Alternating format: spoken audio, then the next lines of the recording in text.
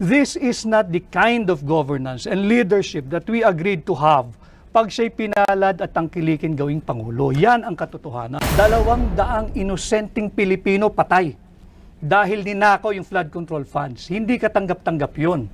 Hindi katanggap-tanggap yun, Karen. Hindi lamang dapat yung kay Vice President Sara Duterte imbestigahan. Lahat ng gumagamit ng confidential funds, kung may iimbestigahan, lahat. Huwag pakialaman ng Kongreso yung trabaho ng COA because it is not the core function of Congress to do the function of COA. So maling-mali na bawasan mo ng 12 billion pesos ang Department of Education at isang kalang mo ang kinabukasan ng kabataang Pilipino, unahin mo ang ayuda ng mga mambabatas. Yan maling-mali. Attorney Rodriguez, sumikat ka bilang spokesperson, abogado ni Pangulong Bongbong Marcos. Buong kampanya, ikaw ang kinakausap ng lahat. May libro ka nga ang nakalagay Kingmaker. Kabilang ka behind the scenes sa campaign. Isn't this absolute betrayal? From Marcos, ngayon na kay Duterte ka na. Magandang tanong yan, Karen. I have always been Duterte Marcos. And noong 2022, Marcos Duterte. At hanggang sa ngayon, magkasama kami ni Duterte. Ang nawala yung Marcos. Yan ang dapat mapaliwanag nila. Kami ni Duterte magkasama pa rin hanggang ngayon. Ano ba nangyari? Hindi ka lumabas noon, hindi ka nagpaliwanag. Bilang Executive Secretary, you were the shortest Executive Secretary in history, 79 days in office. Hindi na tenable, untenable na yung sitwasyon namin sa Malacanang. Kaya hindi ko na kailangan yan. Bakit sino ba kaaway mo doon? Yung mga gustong maging Pangulo pero hindi naman binoto ng tao. Yung mga astang Pangulo, wala namang mandato. Marami ron sa Malacanang. At alam naman ng taong bayan who I'm referring to, at hindi lang isang tao yan. Kaya nga nagkakagulo ngayon ang ating bansa. But why didn't the President stand by you? Initially, tumatayo siya, tumitindig siya sa aking panig. Pero eventually, bumigay, wala na tayong magagawa ron. And even before I assumed the position of Executive Secretary, Karen, hindi ito alam ng taong bayan. Alam ito ni Bongbong Marcos. Ilang beses ako nagsabi, hindi ko kailangan yan, okay na ako. I don't need that. Pero sabi niya, hindi, samahan mo ko. Pinaghirapan natin dalawa ito at gusto kong patakbuhin mo yung aking tanggapan kagaya ng pagpapatakbo mo nung kampanya. So, nandoon yung tiwala. Presidente na yan Hindi naman lahat napapagkatiwalaan ng presidente. So, sige, tinanggap ko yung hamon. Pero as we go along, sabi ko, hindi ko kailangan ito, Mr. President. Exit na ako. Okay ako. Okay ako. Huwag mo akong problemahin. Ayos ako. That is why, even in the commission on appointments, kinakailangan nila sumulat sa akin. Hinihingi yung documents ko. At yun, nag-meeting din kami ni Bongbong Marcos doon sa kanyang private office. Sabi niya, ba't wala kang dokumento? Hindi ako upo dyan. Hindi ako magpapa sa ilalim sa CA. Ambush yan. But why did you become a critic of the President? Pwede namang nag-resign ka, tumahimik si Attorney Vic Rodriguez, sinaportahan mo on the side, bakit ngayon napaka-active critic? Why did you have to be a critic? Yun ang tanong ng ilan. Sapagkat nakakaya ka rin Ikaw na rin nagsabi, ako lahat ang kinakausap ng tao. Ako yung nakaharap, mukha ko yung nandoon, salita ko yung nandoon. Tapos iba na ginagawa nung taong ikinampanya ko ng mabuti at tinangkilik naman ng tao. Hindi ito yung aming pinag-usapan. Hindi yung ganitong uri ng pamumuno ang aming napag-usapan. This is not the kind of governance and leadership that we agreed to have pag siya'y pinalad at tangkilikin gawing Pangulo. Yan ang katotohanan. Ngayon, tumatakbo kang senador pero tinatanong ng ilan, bakit namin iboboto si Attorney Vic Rodriguez? Because maraming sumama na lang nung panalo na kami doon sa kampanya na gusto nila business as usual. Iba na dapat yung direksyon namin, yung napag-usapan namin ni Bongbong Marcos Wala kaming kasama noon, Karen. Alam kong alam mo, walang gustong sumama kay Bongbong Marcos matapos ang 2016. Kaming dalawa lang ang magkasama. Kahit nung siya'y nag-announce ang kandidatura, wala kaming mga branded names in politics. At nung mananalo na, nandyan na yung mga Johnny come lately at ang gusto, sila pa ang una sa pila. Hindi ako pumayag. Bakit? Ang kasama namin, ordinaryong tao Yun muna ang unahin natin na i-recognize. Hindi yung mga branded politician na nandyan na naman At the very first opportunity na magkamal ng yaman, magnanakaw na naman yung mga yan. Yan ang aking linabanan. Kaya ako tumatakbo. Hindi ba masakit ito sa iyo personally? In your book, sinulat mo doon na namatay ang iyong nanay. At ni hindi nagbigay ng condolence, hindi nagbigay ng kahit anuman na message, bulaklak ang Pangulong Marcos. This is correct, no? Tama yan. Yeah. Considering yung pinagsamahan nyo, pinagdaanan nyo, what do you make of this whole experience? Masakit talaga yun. Dahil tinuring mong kaibigan inakay mo, magkasama kayo doon sa isang bahagi ng buhay niyang napakadilim. At hanggang sa dahan-dahan ay nakikita namin na pasikat ng araw kami magkasama. At nung dumating sa puntong mababa na punto ng aking buhay, dahil nanay ko yun niha-niho, wala kang narinig, masakit yun. At hindi ko hahangarin na mangyari sa kanya o kung kanino man yung eksperyensya kong yun at naramdaman kong yun. Tinabi mo during your filing of candidacy, you're sick of corruption, they should temper the greed. How bad is the corruption now? Very bad. What makes you say that? Look at what happened sa Bicol. 200 inosenteng Pilipino patay dahil ninakaw yung flood control funds. Hindi katanggap-tanggap yun. Hindi katanggap-tanggap yun, Karen. Dapat yung nakapagpasko, kagaya nating dalawa, kagaya ng maraming Pilipino kasama pamilya, patay.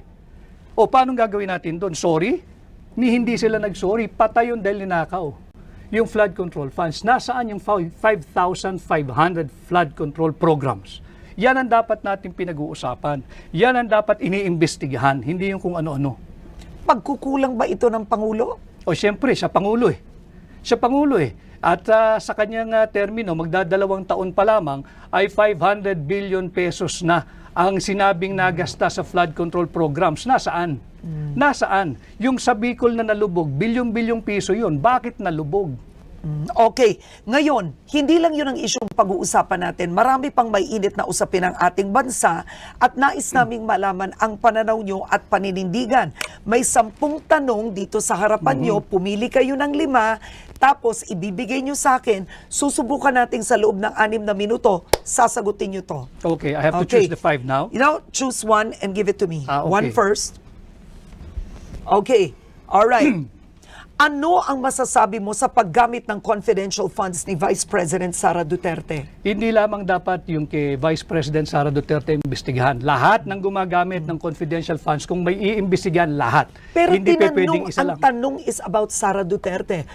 Yung paggastos niya ng confidential funds, sinabi niya hindi siya magpapaliwanag sa Kongreso. Tama ba yun? Tama, sapagkat binibigyan siya ng COA until January or February of this year to comply with documentation. Yung notice of disallowance, Karen, ito'y malaking kasinungalingan. Ang notice of disallowance ay hindi kasong kriminal. Hindi yun finding of guilt. Yun ay para remedyohan mo yung mga kulang na dokumentong pinapasumiti sa'yo. At binibigyan pa siya ng January or February of this year. Therefore, the investigation conducted by the House of Representatives, if at all, premature. Huwag mong pangunahan ng COA. Constitutional duty ng COA yan. Article 9, Paragraph D, Section 3. So, Attorney, naniniwala kang walang maling paggamit si Vice President Sara Duterte sa confidential funds? Hindi pa dapat husgahan dahil meron pa siyang period to comply. So lahat ito premature. Let COA do its job. Huwag pakialaman ng Kongreso yung trabaho ng COA because it is not the core function of Congress to do the function of COA. Okay, yan. Okay. Paano mapapahusay ang kalidad ng edukasyon ng Pilipinas? O siguro ang tanong na lang, magkomento ka sa edukasyon ng Pilipinas ngayon at sa pagbawas ng budget. Kulelat tayo, di ba? Kulelat tayo sa math, sa reading, sa science, at sa spelling. Tapos binawasan pa ni Bongbong Marcos ang 12 billion. Lalo tayong malulubog. We are not using our public money to do proper public investment. So maling-mali na bawasan mo ng 12 billion pesos ang Department of Education at isang kalang mo ang kinabukasan ng kabataang Pilipino, unahin mo ang ayuda ng mga mambabatas. Yan, maling-mali yan.